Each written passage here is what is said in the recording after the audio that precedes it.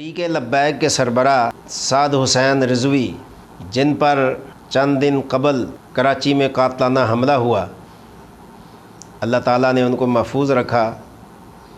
کچھ اطلاعات ہیں کہ 2 مرتبہ حملہ ہوا۔ پہلی مرتبہ وہ گاڑی میں نہیں تھے، دوسری مرتبہ گاڑی میں تھے۔ بہرحال کچھ ساتھی زخمی بھی ہوئے ان کے۔ تو میں یہ کہنے کی جسارت کرنا چاہتا ہوں کہ تحریک لبیک تو پہلے یتیم ہے۔ علامہ خادم حسین رضوی رحمۃ اللہ علیہ کے جانے کے بعد تحریک لبیک یتیم ہے، ان کا خلا پورا نہیں ہو سکتا۔ اور اب ان کے بیٹے سعد حسین رضوی کو ختم کرنے کے لیے کچھ لوگ یہ گناہ کبیرہ اپنے سر پر لینے کے لیے تیار ہیں۔ مجھے یہ سمجھ نہیں آتی، ایک مسلمان ملک میں ایک مذہبی لیڈر محفوظ کیوں نہیں ہے؟ جس مقصد کے لیے پاکستان بنایا گیا، جس مقصد کے لیے یہ بنا، جس مقصد کو حاصل کرنے کے لیے ہم کوشاں ہیں،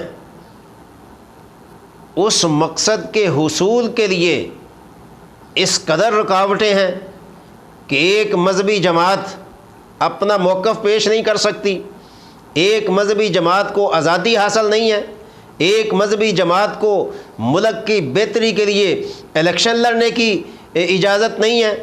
اگر کوئی مذہبی جماعت اپنی کارکردگی کی بنیاد پر، اپنے مشن کی بنیاد پر، اور اس سے بڑا مشن کیا ہو سکتا ہے کہ ختم نبوت کا مشن ہو، یہ وہ مشن ہے جو صحابہ کا مشن ہے، یہ وہ مشن ہے کہ جس پر سب سے پہلے حضرت ابو بکر رضی اللہ تعالیٰ عنہ نے عمل کیا اور مسیلمہ کذاب کو جہنم رسید کیا۔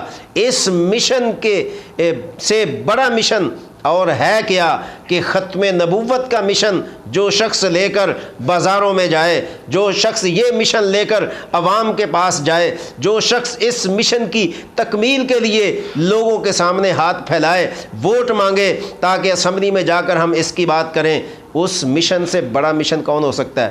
اور میں نہیں سمجھتا کہ کوئی مسلمان اس مشن کی مخالفت کر سکتا ہے۔ دشمنان اسلام تو کر سکتا ہے، قادیانیوں کو تکلیف ہے اس مشن کی، اور رافضیوں کو تکلیف ہے اس مشن کی۔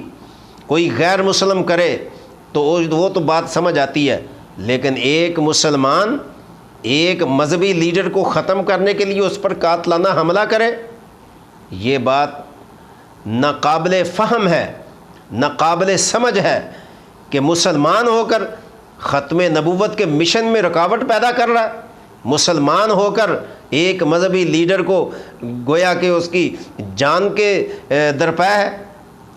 تو سامعین، یہ بہت بڑا المیہ ہے ہمارے ملک میں۔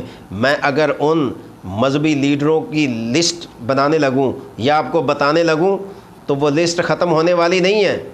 میں نے جو اپنی زندگی میں کتنے مذہبی لیڈروں کو گولیوں سے چھلنی ہوا دیکھا ہے، اور ان کو موت کے گھاٹ اس لیے اتار دیا گیا کہ یہ ایک مذہبی جماعت کا سربراہ ہے، یہ ایک مذہب کی بات کرتا ہے، یہ ختم نبوت کی بات کرتا ہے، یہ قادیانیت کے خلاف بات کرتا ہے، یہ رافضیت کے خلاف بات کرتا ہے، یہ دشمنان اسلام کے خلاف بات کرتا ہے، اور یہ دشمنوں کی پشت پناہی کرنے کے بجائے دشمنوں کو ناک چنے چبواتا ہے۔ اس لیے اس کا ملک میں کوئی حق نہیں ہے۔